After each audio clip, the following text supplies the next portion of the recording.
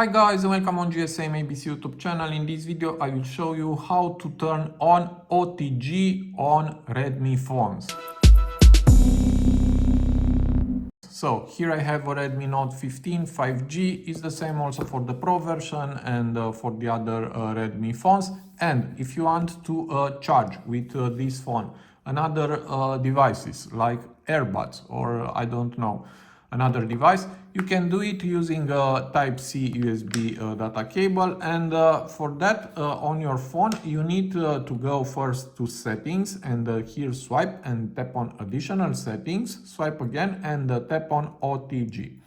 Now it's turned off, and this feature allows you to connect and power Type-C devices.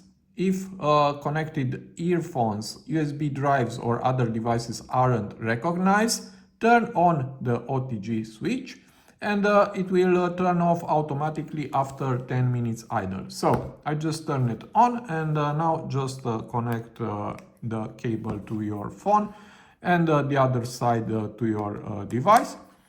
And as you can see, it's charging. So it is very easy to do it. I hope this video to be useful for you. Also, if you like my type of content, you can subscribe to my channel and see you to the next videos. Have a nice day.